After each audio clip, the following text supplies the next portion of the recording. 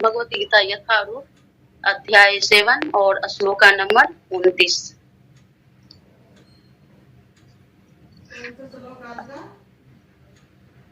जरा मरण मोक्षाय मामा आश्रित्य यति नित्य ये ते बृहत् विदु कृत शस्त्रम अध्यात्म कर्म च अखिलम।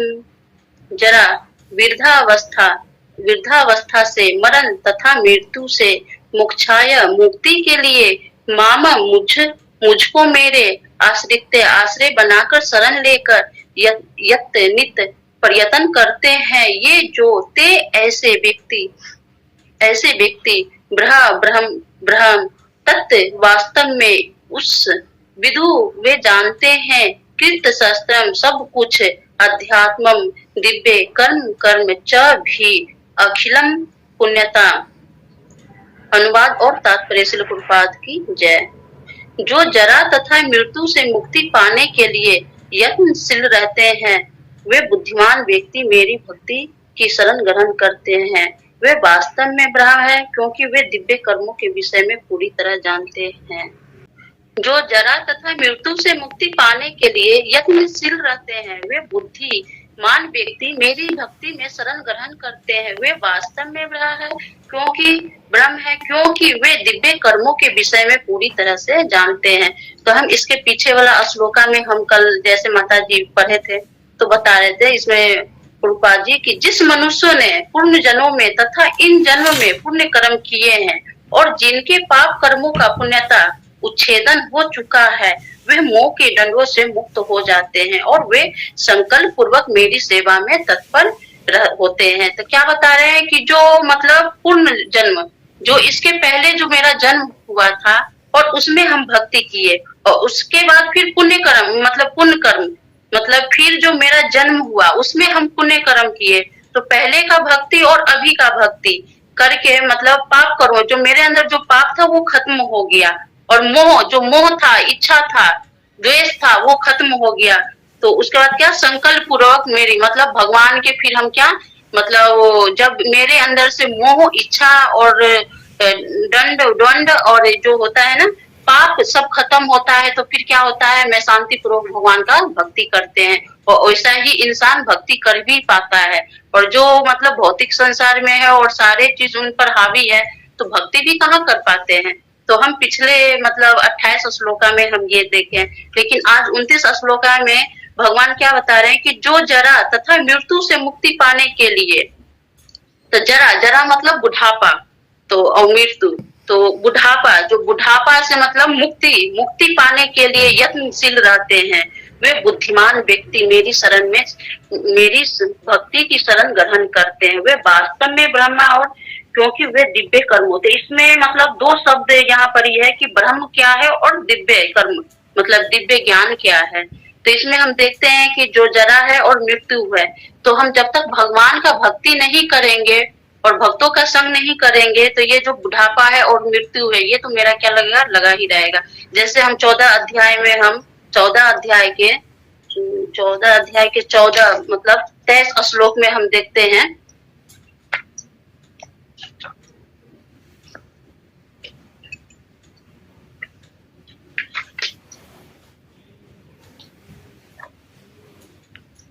चौदह अध्याय के 23वां श्लोक में बताते हैं ना कि जो समस्त ब्रह्म कौन है, जो ब्रह्म यहाँ बता रहे हैं कि जो समस्त परिस्थितियों में अवचलित भाव से पूर्ण भक्ति में प्रवृत्त हो जाता है। अवचलित उनके अंदर उथल पुथल नहीं रहता है कोई भी। जैसे हम देख रहे हैं कि दूसरे अध्याय के 14 श्लोक में भी भगवान बता रहे थे ना कि जो शीत है, उष्ण है, गर्मी हो, ठंडा हो, दुख हो, सुख हो, उसमें संभाव तरह से बिल्कुल विचलित नहीं होते और वो दुख को, सुख को, ठंड को, गर्मी को एक समान बिल्कुल एक समान और एक समान रहते हैं, बिल्कुल विचलित नहीं होते हैं। तो हम उन्हें भी ब्रह्म कह सकते हैं कि वो बिल्कुल ब्रह्म अवस्था में है। और यहाँ भी बता रहे कि जो समस्त परिस्थितियों की उनके भौतिक संसार हो या आध्यात्मिक संसार हो, उसमें भी कोई भी परिस्थिति हो, कोई भी परिस्थिति छोटी से छोटी और बड़ी से बड़ी, तो उसमें भी क्या होता है, संभाव, बिल्कुल बिल्कुल क्या सोचते हैं कि जो भी हो रहा है भगवान की कृपा, क्या पता भगवान का कृपा होगा, इस वजह से हो रहा है, कुछ अच्छा ही होगा उस वजह से हो रहा है। लेकिन जो भौतिक संसार में है और जो भक्त भी है लेकिन पूरी तरह से भक्त नहीं है, तो वो क्या होता है, विचलित हो जाता है। जैसे हम लोग हैं, भक्त तो है नहीं, लेकिन भक्ति करने के लिए अभी मतलब अच्छा मनुष्य, मतलब इंसान बन रहे हैं और भक्तों के द्वारा सुन रहे हैं, समझ रहे हैं, तो थोड़ा मतलब बुद्धि ऐसा हो रहा है कि हाँ चलो, फिर भी विचलित हो जाता है मन, फिर भी कभी भी दुख हो, मुसीबत हो, चाहे कोई भी चीज ऐसा हो जाता है तो विचलित हो जाता है। लेकिन ब्रह्म अवस्था किसको कह सकते हैं, जो बिल्कुल, जो समस्त परिस्थितियों में अविचलित भाव से पूर्ण भक्ति में प्रवृत्त रहता है, मतलब पूर्ण भाव से भक्ति में प्रवृत्त, कुछ भी हो जाए लेकिन हमें भक्ति करना ही करना है, हमें भक्ति नहीं छोड़ना है। जैसे नित्यानंद प्रभु जी बता रहे थे ना, इससे मतलब कल के लेक्चर के पिछले लेक्चर में, कि इंसान बीमार पड़ता है, हॉस्पिटल में चला जाता है, हॉस्पिटल में जाकर मतलब खा रहा है, पी रहा है, फोन पर सबसे एंजॉय कर रहा है, लेकिन क्या कहता है, मैं तो हॉस्पिटल में भर्ती हूँ, भगवान का पूजा कैसे कर पाऊंगा, भगवान का नाम तक कैसे कर पाऊंगा, नाम तक इंसान छोड़ देता है। लेकिन कहा गया है कि हमें कोई भी परिस्थिति में हमें भगवान का नाम नहीं छोड़ना है, भगवान का नाम कोई भी परिस्थिति में हमें लेना है। तो हम उस दिन के लेक्चर में ये चीज सीखे कि हमें कोई भी परिस्थिति हो, कैसा भी परिस्थिति हो, बेशक दुख का क्यों नहीं, मतलब भंडार हमें सर पर आ गया है, लेकिन उस स्थिति में भी हम भगवान का नाम लेंगे, जब भी वो परिस्थिति कम हो सकता है और उस परिस्थिति से हम निकल पाएंगे। लेकिन हम अपने आप को सोचेंगे कि हम भगवान हैं और उस परिस्थिति हमारे पर आया है तो हम ही उसको खत्म करेंगे, तो वो मेरे से नहीं हो पाएगा, जो करेंगे वो भगवान ही करेंगे। तो हमें क्या करना है, कोई भी भाव में भगवान का शरण नहीं छोड़ना है और भगवान का नाम तो लेना ही है। तो जो समस्त परिस्थितियों में अवचलित भाव से पूर्ण भक्ति में प्रवृत्त होता है, वह तुरंत ही प्रकृति के गुणों को लांघ जाता है। क्या होता है, जब कोई भी परिस्थिति में रहकर भक्ति करता है तो क्या होता है, वो मतलब जो प्रकृति का 3 गुण है, रजो तमो सतो, तो उसको मतलब तुरंत वो लंघ जाता है। सतो मतलब तीनों गुणों से क्या होता है, ऊपर उठ जाता है, और वो तीनों गुणों से जो ऊपर उठ गया वो तो बिल्कुल शुद्ध भक्त है, बिल्कुल शुद्ध भक्त है, मतलब भगवान के धाम जाने से तो उन्हें कोई रोक ही नहीं सकता है, बिल्कुल शुद्ध भक्त। और इस प्रकार ब्रह्म स्तर पर वो पहुंच जाता है। तो हमें मतलब ब्रह्म स्तर क्या है, कि जो दुख से, मतलब दुख में सुख में अवचलित भाव से भक्ति कर रहा है और तीनों गुणों को लांग रखा है, वो ब्रह्म अवस्था है। हमें उसे मतलब उस भक्त को हम कहेंगे कि ये ब्रह्म अवस्था में पहुंच गए हैं। तो हम देख रहे हैं फिर इसमें, वो बुद्धिमान व्यक्ति है। लेकिन इसके पहले हम पढ़े भी थे, भगवान बताए थे कि मेरे शरण में 4 ऐसा मनुष्य है जो भक्ति नहीं कर पाएगा, जो मूढ़ है। तो यहाँ वहां तो मूढ़ का मतलब मूर्ख का बताए थे कि मूर्ख नहीं कर सकता है, लेकिन यहाँ क्या कह रहे हैं कि जो जरा तथा मृत्यु से मुक्ति पाने के लिए यत्नशील रहते हैं वे बुद्धिमान व्यक्ति हैं। क्या है, बुद्धिमान व्यक्ति है। और मेरी भक्ति की शरण ग्रहण करते हैं। जो बुद्धिमान होता है वही भगवान का भक्ति का शरण ग्रहण कर सकता है, और वे वास्तव में ब्रह्म है। क्या है, वो वास्तव में ब्रह्म है, मतलब ब्रह्म अवस्था में बिल्कुल बिल्कुल तन मन धन। जैसे हम देख सकते हैं कि अम्बरीश महाराज जी थे, वो अपने सारे इंद्रियों को, तो हम उन्हें कह सकते हैं कि वो ब्रह्म अवस्था में थे, क्योंकि वे अपने सारे इंद्रियों को, मतलब कान नाक मुंह जीभ पैर हाथ सारा क्या करते थे, भगवान की सेवा में लगा दिए थे। सारे इंद्रियों को भगवान का सेवा में लगा दिए थे और सारे इंद्रियों से भगवान का सेवा करते थे। तो हम कह सकते हैं कि वो ब्रह्म अवस्था में, क्योंकि अपने आप को मतलब तन मन धन से बिल्कुल भगवान को मतलब समर्पण कर दिए थे कि भगवान हम नहीं है, मतलब ये शरीर जो है सो आपका है। क्योंकि हम, जो इंसान जान जाएगा कि ये शरीर नहीं आत्मा है, तो वो इंसान ब्रह्म अवस्था पर आ सकता है, क्योंकि ये आत्मा है। ये शरीर तो 5 मतलब तत्व से बना है, 5 तत्व में मिल जाएगा, लेकिन ये जो आत्मा है, हम देखते हैं कि दूसरे अध्याय के 23वां श्लोक में क्या कहते हैं कि जो आत्मा को न जलाया जाता है, न सुखोया जाता है, न भिगोया जाता है। तो हम देख सकते हैं ये आत्मा क्या है, अजन्मा है। जैसे भगवान अजन्मा है वैसे ही आत्मा, क्योंकि परमात्मा का ही रूप आत्मा है, लेकिन ये शरीर क्या है, अविनाशी है, ये तो नष्ट हो जाएगा। तो जब हम शरीर को आत्मा मान लेंगे तो हम भक्ति में अक्सर हो जाएंगे और उस अवस्था में हम पहुंच सकते हैं। तो अम्बरीश महाराज उस अवस्था में थे और सारे अपने इंद्रियों को बिल्कुल तन मन धन से भगवान में स्मरण कर दिए थे, वो बिल्कुल समर्पण कर दिए थे, बिल्कुल समर्पण हो रखे थे।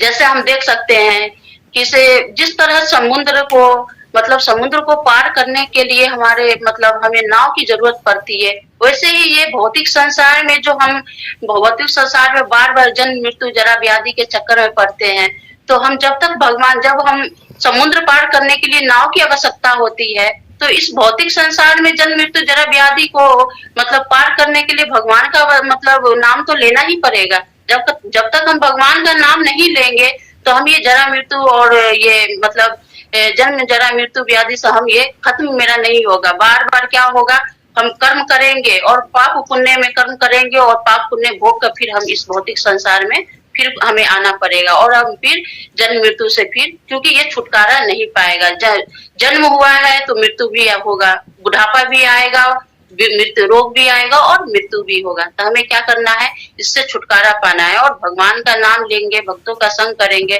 वरिष्ठ भक्तों और आचार्यों के पद पर चलेंगे। जैसे प्रभुपाद जी हमारे मतलब 4 नियम का पालन दिए, उस 4 नियम के पालन पर हम चलेंगे तो कहीं ना कहीं हम भक्ति में मतलब भक्ति करेंगे तो हम ये चीज से छूट पाएंगे। तात्पर्य देख लेते हैं एक बार। तात्पर्य श्रील प्रभुपाद की जय। जन्म मृत्यु जरा तथा रोग इस भौतिक शरीर को सताते हैं। तो यहाँ क्या बता रहे हैं कि जन्म मृत्यु जरा तथा रोग इस भौतिक शरीर को सताते हैं, क्योंकि जन्म हुआ है तो मृत्यु होना है, मतलब मृत्यु होना है, बुढ़ापा होना है, रोग होना है और ये हमें दुख पहुंचाएगा ही भौतिक संसार में। फिर भी हम देख रहे हैं कि इतने दुख तकलीफ से इंसान झेलता है, क्योंकि हम देखे हैं कि हमारे पूर्वजों कितने दुख तकलीफ मतलब कितने दुख होकर उनका मृत्यु होता है। लास्ट समय में इतने दुखित होते हैं, बिल्कुल ना इंसान उठ पाता है, ना बैठ पाता है, दूसरे के भरोसे आश्रित रहता है। फिर भी लास्ट समय तक भी भगवान का नाम लेना नहीं चाह रहे हैं, फिर भी सोचते हैं कि मैं यही मतलब जो पाप कर्म कर रहा है, पुण्य कर्म कर रहा है, वो भोग कर फिर हमें भौतिक संसार में आना है। फिर भी इंसान मतलब एक दूसरे को देख कर भी सुधार नहीं करते हैं कि भौतिक संसार में आकर कितना दुख होता है, क्योंकि प्रभुपाद जी इस भौतिक संसार को दुखालय नाम दिया ही है। जहाँ दुखालय में क्या कभी हम सुख का मतलब वो कर सकते हैं? नहीं कर सकते हैं। सुख का अनुभव हम कर ही नहीं सकते हैं। जो एक दुख वाला जेल है, क्या हम जेल में जाकर बंदी ही बनेंगे ना? जेल में से जब तक नहीं निकलेंगे तो हम बंदी ही बने रहेंगे। तो वैसे ही ये दुखालय है और जेल है। जब तक हम भगवान का नाम नहीं लेंगे तो इस जेल से हम छुटकारा नहीं पा सकते हैं। बार बार हमें इस जेल में आना ही पड़ेगा और जन्म लेना ही पड़ेगा और रोग होगा ही और कष्ट होगा ही और फिर मृत्यु होगा ही। तो हमें भगवान का नाम लेना जरूरी है। आध्यात्मिक शरीर को नहीं, मतलब ये भौतिक शरीर को ही दुख होता है। आध्यात्मिक शरीर में तो क्या होता है कि भौतिक शरीर से वो जो आध्यात्मिक होता है तो वो भौतिक शरीर से परे हो जाते हैं। उनके ऊपर दुख सुख का कोई हावी ही नहीं होता है, होता भी है तो उन्हें अनुभव ही नहीं होता है, क्योंकि इतने वो आध्यात्मिक इतने दिव्य ज्ञान से उनके अंदर दिव्य ज्ञान हो जाता है और दिव्य शरीर हो जाता है। जो भौतिक संसार का दुख और सुख उन्हें अनुभव ही नहीं होता है कि भौतिक संसार में हो भी क्या रहा है। तो यह बताते हैं कि जो कष्ट होता है वो भौतिक शरीर में ही होता है, आध्यात्मिक शरीर में नहीं होता है।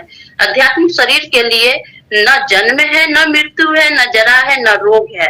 अतः जिसे आध्यात्मिक शरीर प्राप्त हो जाता है वो भगवान का पार्षद बनता है और नित्य भक्ति करता है। तो यहाँ क्या बता रहे हैं कि आध्यात्मिक शरीर के लिए न जन्म है, क्योंकि आध्यात्मिक शरीर में हम भौतिक शरीर में रहकर हम मान रहे हैं कि ये शरीर है, जो भी है ये शरीर है और इसी से हमें सुख भोगना है।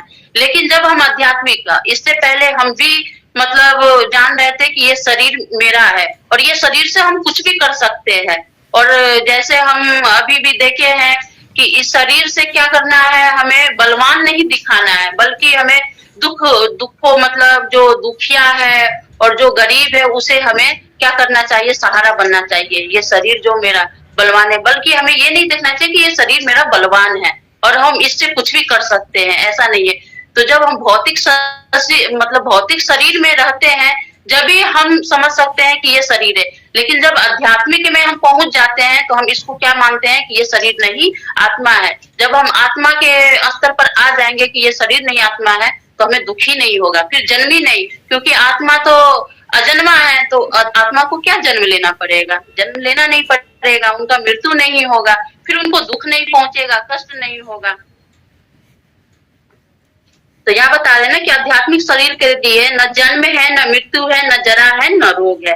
अतः जिसे आध्यात्मिक शरीर प्राप्त हो जाता है वो भगवान का पार्षद बन जाता है। तो जिसे आध्यात्मिक शरीर हो जाता है वो क्या हो जाता है, भगवान का पार्षद हो जाता है। जैसे अभी हम गुरु महाराज को देख सकते हैं, गुरु महाराज बिल्कुल तन मन धन से बिल्कुल समर्पित हो रखे थे भगवान के। तो वो अभी मतलब वो आत्मा के स्तर पर थे, तो उनका मृत्यु भी आया तो वो बिल्कुल विचलित नहीं हुए, बिल्कुल मतलब समान भाव में थे। और वो क्या थे, भगवान के पार्षद थे। वो थोड़ी ना इधर उधर गए हैं, वो तो भगवान के बैकुंठ धाम गए हैं और भगवान के पार्षद है। क्योंकि जो भक्ति में अक्सर रहता है और जो यहाँ भौतिक संसार में रहकर भी आध्यात्मिक रहता है और भक्तों का सेवा और भगवान का सेवा और तत्पर सेवा मतलब भक्ति में रहता है, वो भगवान के लिए भी जरूरत है। भगवान भी वैसे इंसान को खोजते हैं और पार्षद के रूप में उन्हें अपने धाम को बुलाते हैं। तो वो क्या है, जो भक्ति में बिल्कुल अक्सर रहता है बिल्कुल तन मन से, वो क्या होता है, भगवान का पार्षद बन जाते हैं। और नित्य भक्ति मतलब नित्य भक्ति करने लगते हैं, बिल्कुल भक्ति में बिल्कुल लीन हो जाते हैं। बिल्कुल वही मुक्ति है। क्या है, हम उसी को मुक्ति कह सकते हैं। मुक्ति क्या है, मनुष्य जन्म, मनुष्य जन्म का कहते हैं ना कि मनुष्य जन्म मिला है, उसका क्या लक्ष्य है, मनुष्य जन्म का यही लक्ष्य है, मुक्ति, भगवान का मतलब भगवान को प्राप्त करना। तो यही है कि जब हम इस अवस्था में आ जाएंगे तो हमें मुक्ति मिल जाएगा। फिर हम इस शरीर से मुक्ति होकर भगवान के धाम और अपने जो लक्ष्य है, जो मेरा लक्ष्य क्या है, भगवान को प्राप्त करना और अपने असली पिता के पास जाना, तो वो क्या होगा, हमें प्राप्त हो जाएगा। फिर हम वहां से वापसी कभी नहीं आएंगे। अहम ब्रह्मा अस्मि, मैं आत्मा हूँ। देखो यहाँ आ गया ना कि मैं आत्मा हूँ, मैं शरीर नहीं, मैं आत्मा हूँ। तो जो इंसान आत्मा मानेगा वही आध्यात्मिक जगत में मतलब क्या आध्यात्मिक जगत में मतलब आध्यात्मिक जगत में भक्ति कर पाएगा अच्छी तरह से, और शरीर मानेगा तो वो नहीं कर पाएगा। कहा गया है कि मनुष्य को चाहिए कि वह यह समझे कि मैं ब्रह्म या आत्मा हूँ। क्या क्या कहा गया है कि मैं ब्रह्म या आत्मा हूँ, मतलब कि ये शरीर नहीं है, ये आत्मा है। जीवन का यह ब्रह्म बोध ही भक्ति है। जीवन का क्या है, ब्रह्म बोध ही भक्ति है। भगवान का जब नाम लेंगे और उस अवस्था में सारे परिस्थितियों को हम सहन करेंगे तो उसी का क्या कहेंगे, वही ब्रह्म बोध, मतलब वही अवस्था ब्रह्म बोध कहलाएगा। जैसा कि इस श्लोक में कहा गया है, शुद्ध भक्त ब्रह्म पद पर असीम होते हैं और वे दिव्य कर्मों के विषय में सब कुछ जानते हैं। जो शुद्ध भक्त होता है, तो जब शुद्ध भक्त बन जाएगा, और कहते हैं ना, जैसे हम देख रहे हैं कि जो शिक्षा अष्टकम है, तो उसका जो श्लोक है 5वां नंबर असली का, 5वां नंबर है, तिरानदपि सुनी चैनतरोरपि सहिष्णुना। तो कहते हैं ना कि जब हम उस अवस्था में आ जाएंगे, हम अपने अंदर भी मतलब दूसरे के अंदर हम कोई भी खामी नहीं निकालेंगे और एक समान देखेंगे। मतलब जब हम सारे चीज संभाव देखेंगे, जब भी हम भगवान का भक्ति भी कर पाएंगे और भगवान का हम कीर्तन भी कर पाएंगे। तो यहाँ यही बता रहे हैं कि जब शुद्ध भक्त ब्रह्म पद पर असीम होते हैं और दिव्य कर्मों के विषय में सब कुछ जानते हैं, फिर वो क्या होगा, भगवान के रूप गुण लीला धाम के बारे में आपरूपी जब आध्यात्मिक में आएंगे तो वो भगवान के सारे चीज जानेंगे कि भगवान के मतलब जन्म और कर्म दोनों बारे में जानेंगे कि भगवान का जन्म कैसे हुआ और भगवान के कर्म क्या है। क्या कोई भी इंसान क्या एक उंगली पर क्या मतलब उठा सकता है गिरिराज गोवर्धन को? नहीं। लेकिन भगवान के बारे में जब हम भक्ति में अक्सर होंगे तो भगवान के कर्म के बारे में भी हम जानेंगे कि भगवान भी मतलब भगवान ही है जो ऐसा कर सकते हैं, भगवान के सिवा कोई नहीं कर सकता है। क्या कोई भी इंसान विराट रूप दिखा सकता है? नहीं दिखा सकता है ना, तो भगवान ही ऐसा कर सकते हैं। तो जब हमारे अंदर दिव्य ज्ञान होगा, जब भी हम ये चीज जानेंगे कि भगवान का जन्म और कर्म क्या है, भगवान मतलब जन्म भगवान लेते नहीं है, प्रकट होते हैं, भगवान अजन्मा है और भगवान कुछ भी कर सकते हैं। भगवान के लिए कुछ भी असंभव नहीं है, हमें हमारे लिए असंभव है, क्योंकि हम अभी दूसरे मतलब इसके अध्याय से दूसरे अभी 26-27 श्लोक में हम देखे थे ना कि भगवान कहते हैं कि भविष्य, वर्तमान और भूत, मतलब भगवान तीनों चीज के बारे में जान रहे हैं, भविष्य के भी बारे में, वर्तमान के बारे में, लेकिन भूत के बारे में। लेकिन हम जब जो अभी जी रहे हैं, तो हम लोग अभी 2 दिन 4 दिन पहले का भी नहीं जानेंगे कि हमारे साथ क्या घटना होने वाला है और क्या फायदा होने वाला है और क्या लाभ हानि होने वाला है। लेकिन भगवान जो है सो मतलब तीनों चीज के बारे में, भविष्य, भूत और अभी, कहते हैं ना कि अर्जुन को समझाते हैं ना कि भविष्य में भी थे, भूत में भी थे और अभी भी हो, आने वाले समय में भी रहोगे। तो भगवान को पता है कि हम, ऐसा नहीं है कि हम मनुष्य जन्म मतलब डायरेक्ट मनुष्य जन्म ले लिया, इसके पहले मेरा कई जन्म हो चुका है, लेकिन हमें पता नहीं है कि हमारा कई जन्म हो चुका है और हम किस जन्म में मतलब कौन कौन सा योनिया में जन्म लिए हैं। लेकिन भगवान एक कीड़े मकोड़े, छोटे से छोटी कीड़ा मकोड़ा तक के 84 लाख योनिया है ना, उसके बारे में, सबके बारे में, वर्तमान, भूत और भविष्य, तीनों चीज के बारे में जानते हैं कि हाँ कब क्या हुआ था, कब कैसे हुआ था।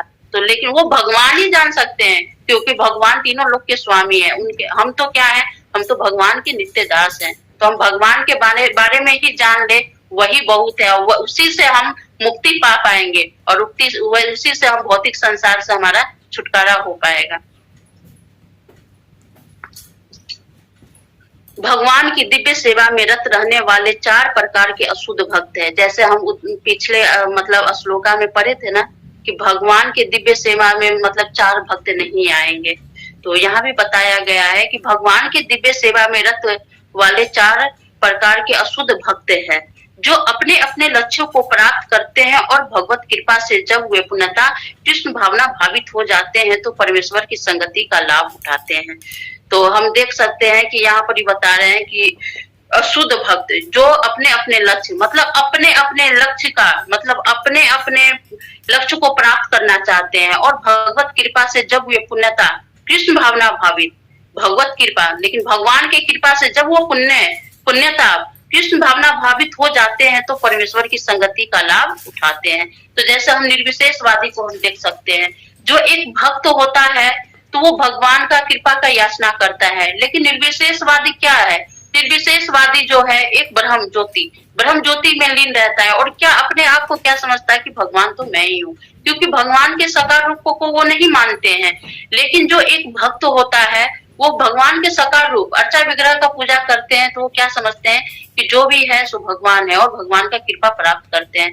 लेकिन जो ब्रह्म जो निर्विशेषवादी है वो क्या करते हैं, भगवान का कृपा प्राप्त नहीं करते, वो भगवान के प्रकाश को ही सब कुछ मानते हैं और क्या मतलब समझते हैं कि मैं ही भगवान हूँ और जो हम प्रकाश में है, जो उसमें हम लीन हो रखे हैं, उसी से हमारा क्या होगा, मुक्ति हो जाएगा।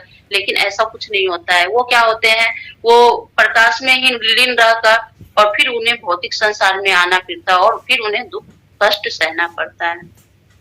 और फिर तो यहाँ यही बता रहे हैं, लेकिन लास्ट में जब भगवान के मतलब भगवान के जो प्रकाश उनमें लीन होते होते जब उन्हें फिर कई बार जन्म लेना पड़ता है और जन्म लेने के बाद फिर उन्हें भगवान का कृपा मिलता है और भगवान का भक्तों का कृपा मिलता है, जब भी वो भगवान के बारे में जान पाता है और समझ पाता है, तो यहाँ तब फिर वो क्या होता है, परमेश्वर का संगति कर फिर भगवान का भक्ति कर पाता है।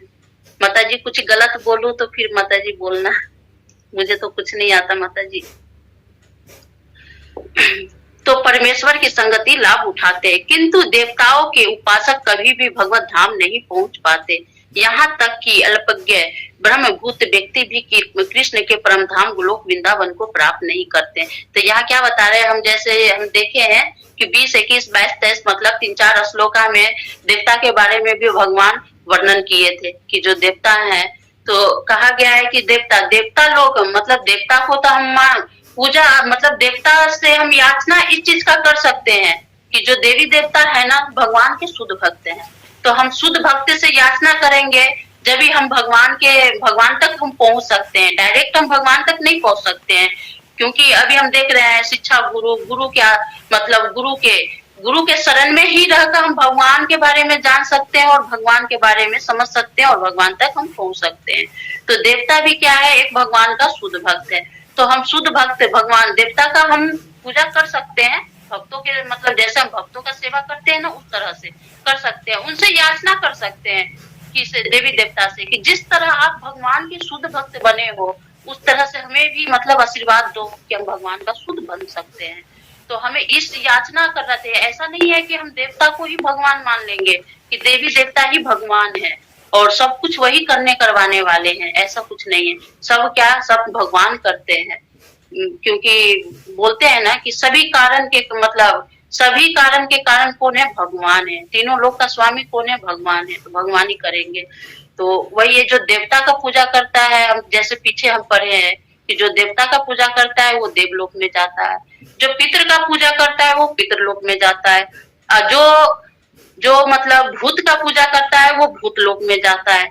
तो हमें क्या, तो यहाँ यही बता रहे हैं कि जो देवता का उपासक होता है वो भगवान के धाम को कभी नहीं पहुंच पाता है। वो क्या होता है, वो देवलोक में जाता है और फिर उन्हें वापस फिर धरती पर भौतिक संसार में आना पड़ता है। उसी तरह से अल्प ज्ञानी जो मूर्ख होता है, जो मतलब उनके पास जो थोड़ा ज्ञान होता है, तो वो भी इंसान भगवान के धाम को नहीं पहुंच सकता है, वो भी भगवान के धाम नहीं जा पाते हैं। जैसे निर्विशेषवादी के बारे में बताए तो उनके पास तो बुद्धि है लेकिन बुद्धि इस्तेमाल कहाँ कर रहे हैं, भगवान के प्रकाश में कर रहे हैं, भगवान के साकार रूप में कहाँ कर रहे हैं, नहीं कर रहे हैं ना। भगवान के जब साकार रूप में वो करेंगे जब भी भगवान के धाम को पहुंच पाएंगे, लेकिन वो भगवान के साकार रूप को नहीं कर रहे हैं, वो भगवान के ज्योति में ही लीन हो रहे हैं और ज्योति में लीन होकर रह जाते हैं और फिर भौतिक संसार में आना पड़ता है उन्हें।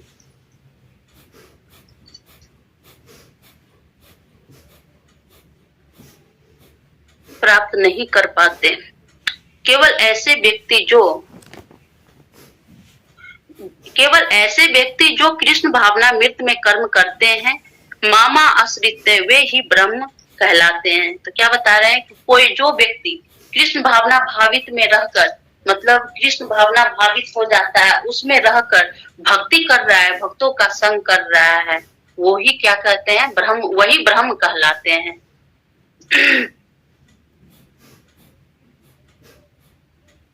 क्योंकि वे सचमुच ही कृष्ण धाम पहुंचने के लिए प्रयत्नशील रहते हैं, क्योंकि उनमें इस चीज का उत्साह रहता है, क्योंकि वो सारे चीज को मतलब दुख सुख कोई भी परिस्थिति को सबको झेलते हैं और कहते हैं कि हमें संभाव रहना है, हमें क्या करना है, उनका एक ही लक्ष्य होता है कि हमें भगवान के धाम को पहुंचना है और भक्ति करना है। तो वो क्या होता है, फिर वो कृष्ण धाम पहुंचने के लिए प्रयत्नशील रहते हैं, बिल्कुल उत्साह उनके अंदर रहता है कि हमें तो भगवान के धाम जाना ही है और भक्ति कोई भी कष्ट हो, दुख हो, मुसीबत हो, हमें ये चीज को नहीं छोड़ना है हमें। क्योंकि जैसा भौतिक संसार में देखते हैं ना, कोई भी इंसान का हो जाता है ना कि हमें ये काम करना है तो करना है, कुछ भी हो जाए, दिन हो जाए, रात हो जाए, जो इधर से उधर हो जाए, लेकिन हमें करना है। उसी तरह से जो एक भक्त होता है तो उसके अंदर ये चीज का मतलब उत्साह होता है कि कुछ भी हो जाए, कोई भी इधर से उधर चला जाए, लेकिन मेरा जो नियम है और मेरा जो है वो हम करेंगे ही करेंगे। जैसे प्रभुपाद जी हमें 4 नियम का पालन हुआ दिए हैं, तो अभी क्या इतनी ठंड है, कितनी ठंड है, लेकिन जो भौतिक संसार का इंसान है क्या वो 3:30 बजे उठ कर पूजा कर लेंगे, कहेंगे अरे पूजा ये, और नहीं तो पूजा करने के लिए मैं 3:30 बजे उठूं। लेकिन जो भक्त है वो ये चीज को देखते हैं कि हाँ ठंड है मैं नहीं उठूंगा, उन्हें उठना पड़ता है क्योंकि उनको भक्ति में उत्साहित है, हमें क्या करना है, हमें भगवान को पाना है, तो हमें कुछ भी करना है। 3 बजे उठकर भी हम नहाएंगे और मंगला आरती हम करेंगे और 4 नियम का पालन करेंगे। यहाँ तक कि जो एक भक्त होता है वो सारे चीज 4 नियम बताते हैं ना कि हमें मीट मच्छी नहीं भक्षण करना चाहिए और 4 नियम का लहसुन प्याज नहीं खाना चाहिए, मतलब वो दारू नहीं पीना चाहिए, जुआ नहीं खेलना चाहिए, दूसरे स्त्री का संग नहीं, तो वो भी करते हैं। लेकिन जो भौतिक संसार का लोग होता है क्या उन्हें आप ये समझा पाओगे, नहीं समझा पाओगे। वो तो कहेंगे हमें तो ये जिंदगी मनुष्य जन्म मिला है, किस लिए मिला है, यही करने के लिए तो मिला है। उनको ये पता ही नहीं है कि मनुष्य जन्म का मतलब लक्ष्य है क्या, हमें क्या प्राप्ति के लिए ये मिला है, इस भौतिक संसार में हम आए किस लिए हैं, इसी के लिए आए हैं ना कि हमें जो भेजा है उनको हमें प्राप्त करना है, कि हमें किसने भेजा है उनके बारे में हमें जानना है। तो इसलिए तो यहाँ तो वो ऐसा इंसान क्या करता है, भगवान जो भक्ति में लीन रहता है बिल्कुल, वही भगवत धाम का जाने के लिए प्रयत्नशील मतलब उत्साह रहता है उनके अंदर कि हम भगवत धाम को जाएंगे।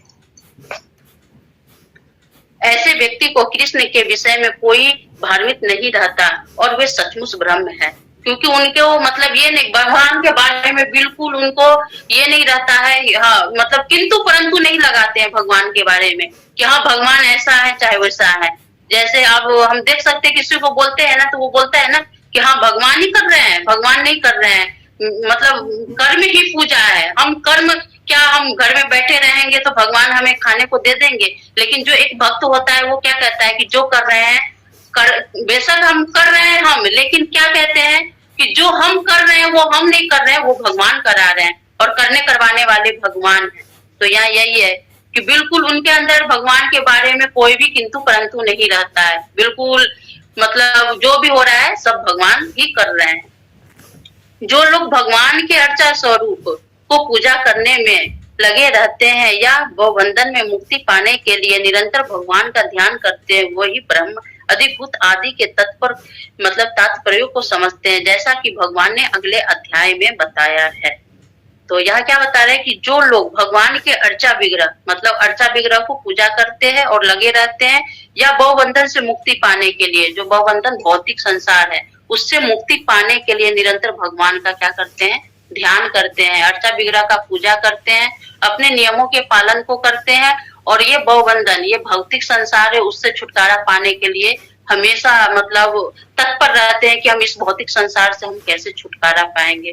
तो इसमें इस श्लोका से यही समझ में आया है कि इसे हमें मतलब भगवान का भक्ति करना है और भक्तों का संग लेना है, जब भी हम ये जन्म मृत्यु जरा व्याधि से हम छूट पाएंगे, और नहीं तो हम इस भौतिक संसार में हम चक्कर काटते रह जाएंगे। हरे कृष्णा माता जी, जो भी त्रुटि हो क्षमा करना माता जी, हमें तो कुछ नहीं आता माता जी। हरे कृष्ण।